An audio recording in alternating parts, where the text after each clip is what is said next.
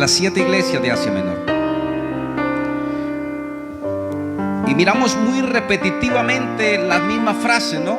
Yo conozco tus obras. ¿Cuántos dicen amén?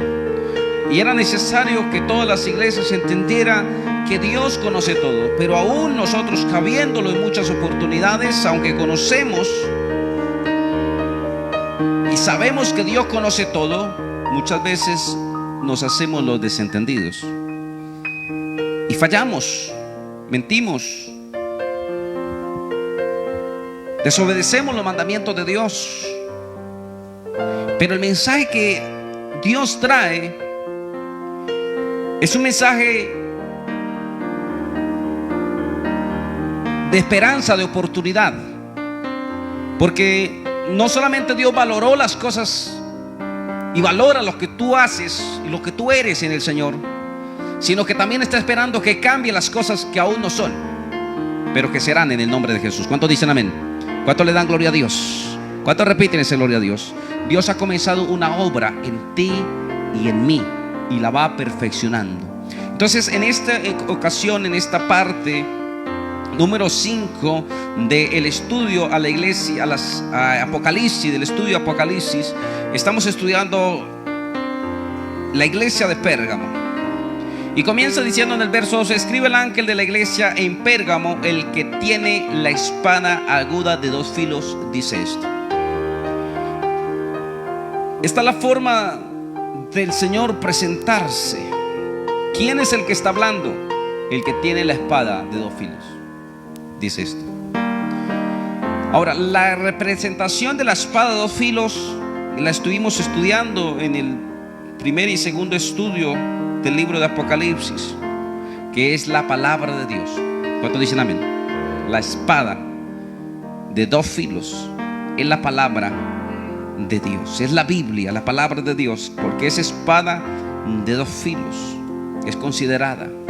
Y 2 filos porque tanto como corta de para allá, tanto como corta también. Es decir, que todos somos exhortados por la palabra de Dios y somos llamados a cambiar, a corregirnos, a santificarnos por la palabra de Dios. ¿Cuántos dicen amén? ¿Cuántos están entendiendo la palabra de Dios en esta hora? ¿Cuántos le dan gloria a Dios? A su nombre, alabado sea el nombre del Señor. Entonces, miramos aquí, Él es el que tiene la espada de 2 filos. Él es el que conoce todas las cosas. Verso 13 dice: yo conozco tus obras. ¿Y a dónde se encontraba esta iglesia de Pérgamo?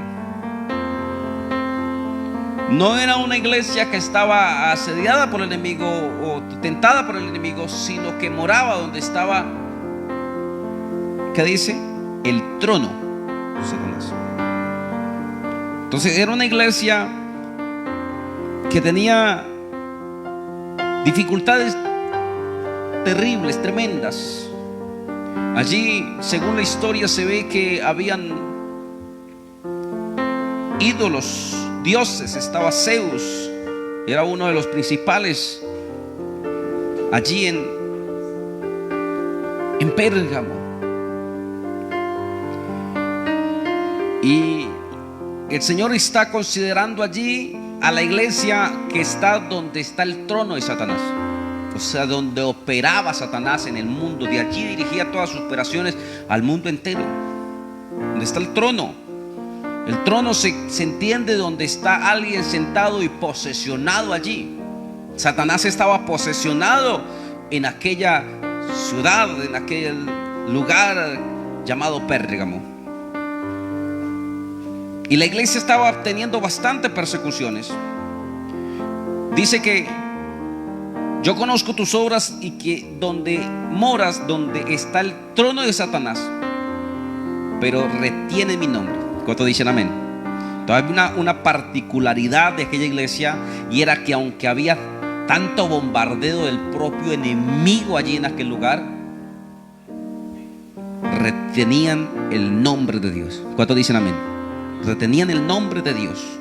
La iglesia, los discípulos tenían el nombre de Jesucristo en el alto para ser bautizados, para predicar en su nombre. En el nombre de Jesús hay perdón de pecados. En el nombre de Jesús hay sanidad en el nombre de Jesús, hay liberación en el nombre de Jesús, hay poder en el nombre de Jesús. Los demonios tiemblan, gloria al Señor, y el pueblo adora a ese nombre que es sobre todo nombre. Aleluya, alabado y exaltado sea el nombre poderoso de Jesucristo de Nazaret. Aleluya, santo es el nombre del Señor. Retenían el nombre de Jesús. Retiene mi nombre y no has negado mi fe, ni aun en los días en que Antipas, mi testigo fiel, fue muerto entre vosotros, donde mora Satanás. Allí había un servidor llamado Antipas, el cual fue muerto por causa del nombre de Jesús.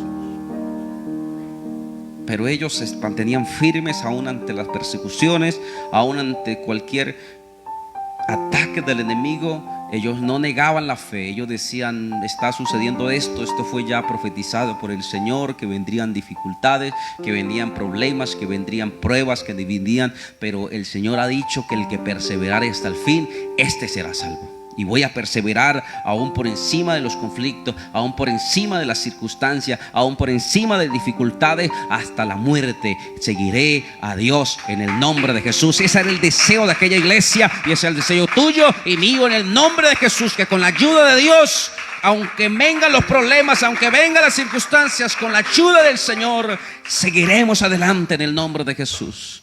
Porque la palabra de Dios dice que Dios no pone carga que el hombre no pueda llevar. Porque dice: así como viene también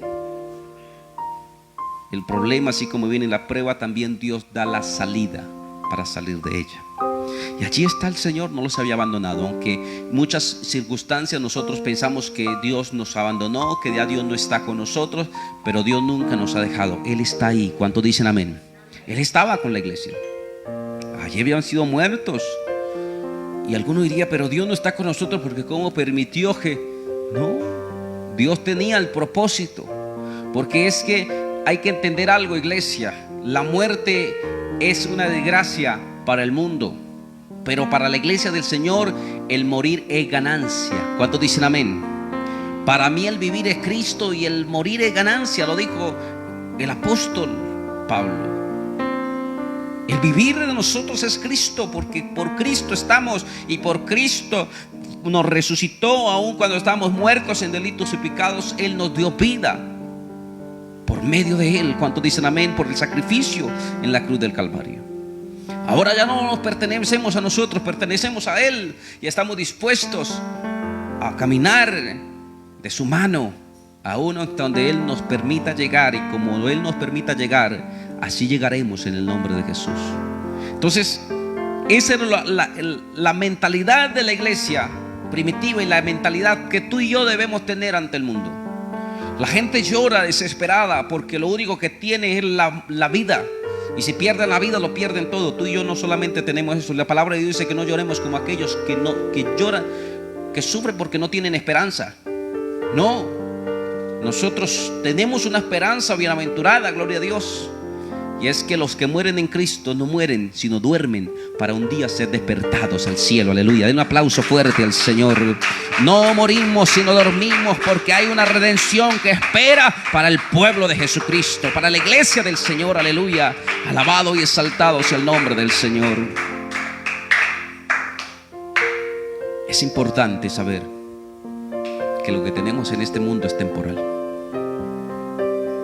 Lo que tenemos en este mundo es temporal, y lo tendremos mientras estemos vivos.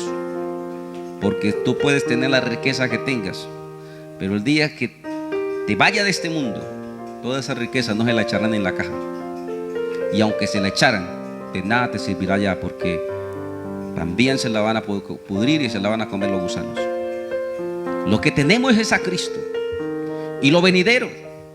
Debemos estar en este mundo y saber que debemos trabajar como para vivir 1000 años, y vivir como si hoy fuera el último día de nuestra existencia. Si tienes la oportunidad de trabajar, trabaja, pero vive como si hoy fuera el último día de tu vida, porque no sabemos, el mañana es incierto, y lo único que tenemos seguro en esta tierra es la muerte. Ya está determinada la muerte para el hombre. Porque del polvo fuiste tomado, dice el Señor, del polvo fuiste tomado y al polvo volverás. Y es algo que es una verdad absoluta de todo ser humano. La parte es aprovechar el tiempo que Dios nos dejó en este mundo para servirle a Él. Cuando dicen amén, para servirle a Él. Él quiere que tú y yo le sirvamos. Él quiere que tú y yo demos lo mejor de nuestra vida, porque un día vamos a dar cuenta a Él por lo que hicimos con lo que Él nos entregó, porque somos administradores de los bienes de Él. Todo. En algún momento hablaba acerca del amor y preguntaba a alguien: ¿tú qué le podrías dar a Dios? Si tú dices: Señor, te doy mi casa, el Señor le va a decir: yo te di la fuerza y te di los recursos para que la compraras. Señor, te doy el oro y te doy la plata. El Señor le dirá: mío es el oro, mío también la plata. Señor, te doy mi vida. El Señor le va a decir: yo determiné el día de tu nacimiento y te determinaré también el día de tu partida. Entonces, ¿qué le podemos dar a Dios? Nuestra vida a su servicio. ¿Cuántos dicen amén? Todos los siervos de la Biblia, los que quedaron allí plasmados en la palabra de Dios, fueron hombres que vivieron ¿para qué? Para servir a Dios. ¿Cuántos dicen amén? Y ahí está la diferencia.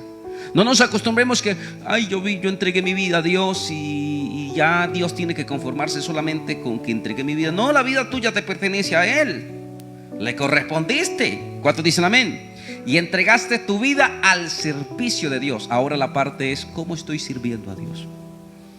Y ahí me recuerdo que cuando iniciaba el evangelio, iniciaba el camino en el Señor, me preguntaba: Señor, ¿qué quiere que yo haga? Quiero servirte, quiero servirte, quiero servirte.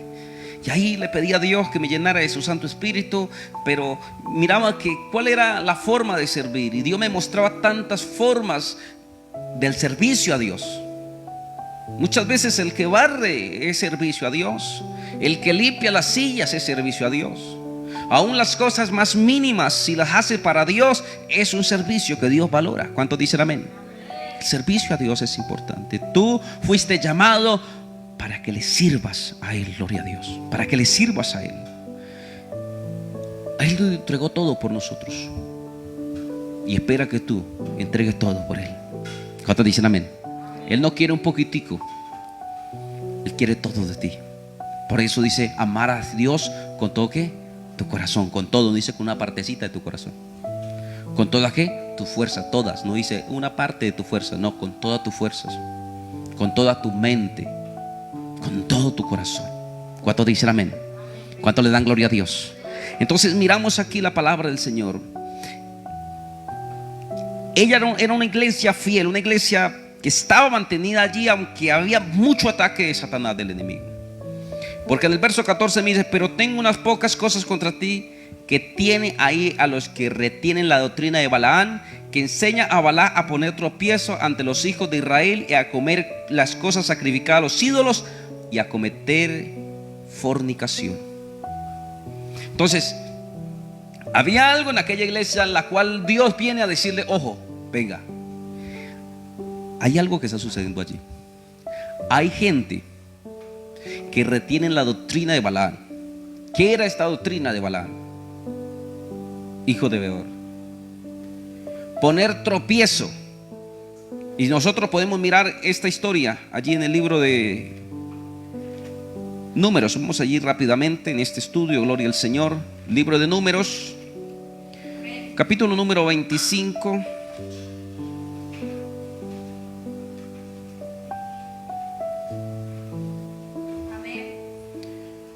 Números capítulo número 25.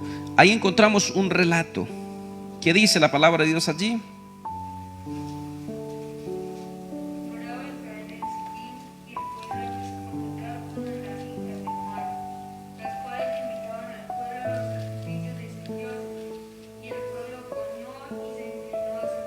Amén. Entonces, y esto comienza desde el versículo 20, del capítulo 22. Puedes leer esta historia en casa. Verso 24. Miramos cómo comenzó todo aquello. Algunos conocen acerca el día de que Balaam Balac llama a Balaam para que maldijera al pueblo de Israel. Y ellos eran de los moradores de Moab. Los que estuvieron en el ayuno recuerdan quiénes son los descendientes de Moab, de Amón, de allí. Balac era de los moradores de allí, moabita, de Moab. Y querían que maldiciera el pueblo, pero el profeta cada vez que iba a maldecir, lo único que salían eran palabras de bendición. Porque una cosa es lo que el mundo quiere que te llegue a ti, y otra cosa es lo que Dios está declarando a favor tuyo. ¿Cuántos dicen amén? El diablo quiere verte derrotado, el diablo quiere verte destruido, el diablo quiere verte hundido, pero una cosa es lo que está pensando Satanás y otra es lo que está haciendo Dios a tu favor. Aleluya. Alabado y exaltado sea el nombre de Jesús. Cosas grandes y poderosas Dios tiene para tu vida y para mi vida. Aleluya. Santo es el nombre de Jesús. Y por más que el enemigo quiso maldecir al pueblo de Israel, venían bendiciones para él. Porque si tú te mantienes en la palabra de Dios y te mantienes en la santidad de Dios, por más que el enemigo quiera dañarte, la palabra de Dios dice que estamos rodeados. El ángel de Jehová acampa alrededor de los que ¿quiénes? ¿De quiénes? De los que le temen. ¿Y quién es alguien que le teme? Alguien que es temeroso a Dios. ¿Quién es alguien temeroso a Dios? Alguien que vive la palabra de Dios y no anda titubeando en las cosas de Dios. ¿Cuántos dicen amén? Entonces el ángel de Jehová acampa alrededor de ¿quiénes? No es de todo mundo.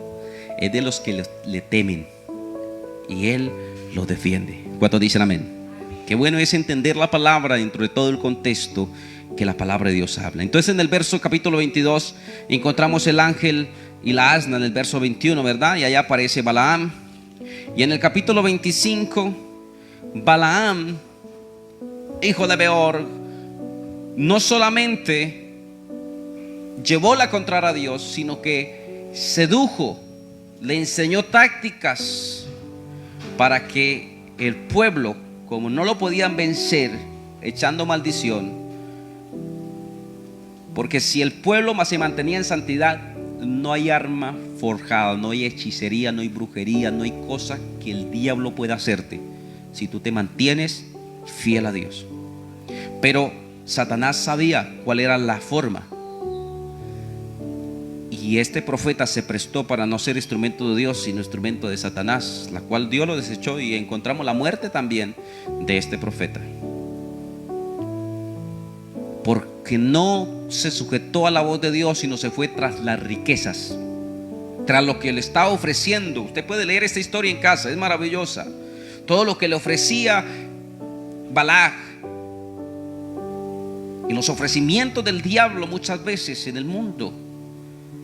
Y este siervo, que era un siervo de Dios, pero se dejó llevar por el amor a las cosas vanas y pasajeras de este mundo. Y allí comenzó a entrar en todas aquellas cosas que finalmente llevaron al pueblo al pecado. Porque dice que y si moraba Israel en Sitín, y el pueblo empezó a fornicar con las hijas de Moab. No solamente llegaron aquellas hijas y se estaban viviendo cerca, porque lo que estábamos estudiando en el ayuno, Dios les había dicho que a la tierra los moabitas no les hiciera nada, y quedaron viviendo en aquella tierra. Pero las costumbres de los moabitas eran costumbres paganas, malas delante de Dios, y llevaron el pecado. Pero muchas veces, y eso tiene que ver mucho, iglesia del Señor, cuando nosotros nos acostumbramos, el conformismo está llevando a la iglesia a la separación de Dios. El conformismo es un arma letal del enemigo contra el cristiano. El hombre se relaja, el hombre se conforma y minimiza el peligro. Minimiza. Yo no creo que esté mal de pronto ir a una fiesta donde me invitaron, es unos cumpleaños. Yo creo que no está mal ir allá, y entonces fueron a la fiesta. Yo no creo que esté mal de pronto tomarnos unos vinos, y fueron a los vinos. Y así el pueblo de Israel fue decayendo. Y no solamente ya no estaban visitando a los de Moab, ya no estaban solamente, sino que estaban cometiendo pecado de fornicación con las hijas de Moab. Entonces en el libro de Apocalipsis resalta este suceso como aquellos que retienen la doctrina de Balaam, que induce a los siervos a cometer no solamente fornicación, sino también a comer cosas sacrificadas a los ídolos. Entonces muchas veces, si te haces amigo del mundo, te constituye enemigo de Dios. Y si te haces amigo de Dios, te constituye enemigo del mundo. No podemos amar a Dios y al mundo. La palabra de Dios habla muy claramente a través del apóstol Juan: no améis al mundo ni las cosas que están en el mundo, porque el mundo pasa y sus deseos, pero el que hace la voluntad de Dios permanece para siempre. Gloria al Señor Jesús. Den un aplauso al Señor. No améis al mundo ni las cosas que están en el mundo, porque todo eso es pasajero, todo eso pasa, pero el que hace la voluntad de Dios permanece para siempre. Gloria al Santo de Israel. Entonces es importante entender, pero ellos no entendieron aquello y comenzaron a darle: pero yo no creo que pueda, no sé, creo que sea malo irme a jugar un partidito de fútbol. No creo que sea malo irme a echar un fueguito allá de videojuego. No creo que sea malo hacer esto y hacer aquello. Y aunque aparentemente parecía que no era malo, eso trajo maldición al pueblo. Eso trajo pecado al pueblo. Y eso trajo muerte y miseria en el pueblo. Porque si conocemos la historia de lo que sucedió allí, lo puedes leer. Todo este suceso de lo que sucedió con el pueblo de Israel entrando a poseer la tierra. Ellos comenzaron, y cuando el pueblo cae en pecado, comienza a venir muerte y desgracia, porque el pecado trae muerte. La paga del pecado es muerte, dice la palabra de Dios, pero la dádiva de Dios es vida eterna en Cristo Jesús, Señor nuestro. Gloria a Dios. Entonces el verso 14 dice: pero tengo unas pocas cosas contra ti, que tienes ahí a los que retienen la doctrina de Balaam, que enseñan a Balaam a poner tropiezo ante los hijos de Israel, y a comer cosas sacrificadas a los ídolos, y a cometer fornicación. Hay que tener mucho cuidado y mucho tacto, porque fácilmente Satanás es experto en poder engañar y resultar usted practicando o siguiendo cosas que no están adorando al Dios del cielo, sino están brindando culto a las cosas paganas del mundo, de Satanás. Ahora dice en el verso 15: y también tiene a los que retienen la doctrina de los nicolaitas. ¿Quién eran los nicolaitas? Era también una doctrina la cual los nicolaitas llevaban un evangelio muy liberal. Era un evangelio, aparentemente seguían a Dios, pero lo estaban siguiendo de una manera desordenada, de una manera. Y hoy miramos también esa parte. Esa doctrina aún está en nuestros días. La doctrina de Balaam y la doctrina de los nicolaitas la encontramos presentes en sus accionar en el mundo. Iglesias que muchas veces lo único que se ve no es el anhelo a predicar el evangelio de salvación, sino el evangelio de prosperidad, el evangelio de donde todo se vive fácil. Una mujer en estas semanas pasadas me decía: no, mi iglesia donde yo me congrego no es tan exigente como la de ustedes. Nosotros podemos vivir de cualquier manera y nadie nos dice nada. Y yo le digo: no es lo que diga el hombre, es lo que dice la palabra de Dios. Porque la palabra de Dios en el libro de Mateo capítulo 7 verso 21 dice: no todo el que me dice Señor, Señor entrará al reino de los cielos, sino el que hace la voluntad de mi Padre que está en los cielos. No todo el que me dice Señor, Señor es el que hace la voluntad del Padre, la voluntad de Dios, aleluya, conforme su palabra. Gloria al Santo de Israel. Es mediante ese es el que tendrá la salvación. ¿De qué sirve haber corrido y habernos dado de cuenta de que corrimos en vano? Allá aparecerán: Señor, en tu nombre echamos fuera demonios, en tu nombre hicimos muchos milagros, en tu nombre hicimos esto, en tu nombre hicimos aquello. ¿Y qué le responderá el Señor? Nunca os conocí, apartaos de mí, hacedores de maldad. Por eso es que nosotros, amada iglesia del Señor, la iglesia debe ser una iglesia que se santifica cada día, que busca la santidad, que busca la perfección. La palabra de Dios dice: sé perfecto porque yo soy perfecto. Y no nos perfeccionamos por nuestras obras, nos perfeccionamos mediante la sangre de Jesucristo, mediante la relación con el Espíritu Santo. Él comienza a hacer una obra redentora, somos transformados, gloria al Santo de Israel, y luego esto corruptible se viste de incorruptible, gloria al Santo de Israel. Alabado y exaltado sea el nombre de Jesús. Entonces es importante. Verso 15 dice: por tanto, verso 16: por tanto, arrepiéntete, pues si no vendré a ti y pondré y pelearé contra ellos con la espada de mi boca. Aquí hay algo importante, porque es por la palabra de Dios. Usted dice, pero ¿cómo así que iba a pelear con la espada de su boca? Y si la espada es la palabra de Dios, sí. Porque por la palabra de Dios seremos justificados, o por la palabra de Dios seremos juzgados. ¿Cuántos dicen amén? La palabra de Dios justifica, pero la palabra de Dios también condena. La palabra de Dios también condena. Cuando tú obedeces la palabra de Dios, usted es justificado por la palabra de Dios. Pero cuando usted desobedece la palabra de Dios, por la palabra de Dios serás condenado. Porque la palabra de Dios te lleva a la vida, pero la palabra de Dios también te llevará a la condenación si no la obedecemos. Pero en el nombre de Jesús estamos para arrepentirnos de las cosas malas, porque esa es la orden, ese es el mensaje a la iglesia. El mensaje central de esto es: arrepiéntete, arrepiéntete, pues si no vendré y pronto pelearé contra ellos con la espada de mi boca. Voy a juzgarlos. Y ese juzgar es cuando el hombre toca el límite. Y el límite del hombre, el límite del hombre en el tiempo de gracia es mientras tiene vida.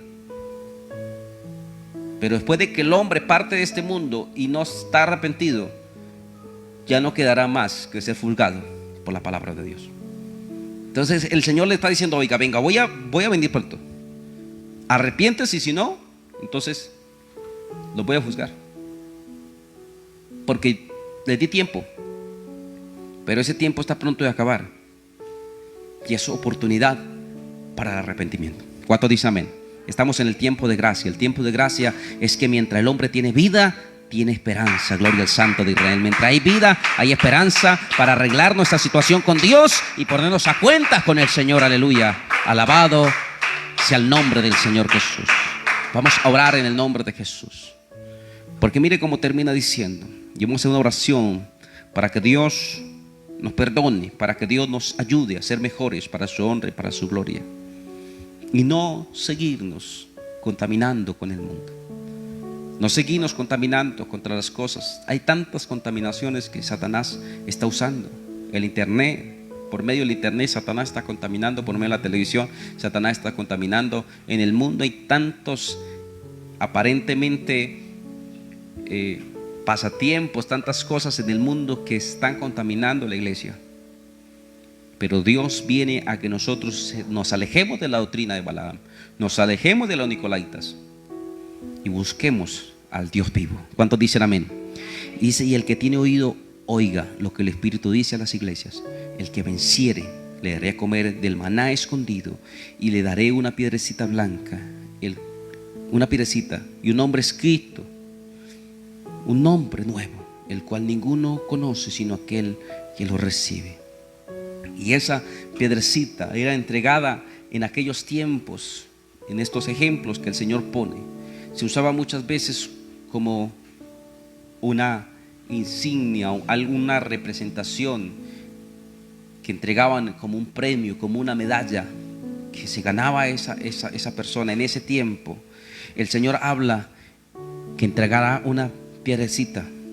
Algunos historiadores bíblicos atribuyen al Espíritu de Dios que Dios entrega en cada corazón, en cada vida, y Él que los guía en toda verdad, en toda justicia, y que nosotros conocemos que mora en nuestras vidas el Espíritu Santo de Dios, y que Él nos dio un nombre nuevo. Gloria al Señor Jesús, porque fuimos renovados.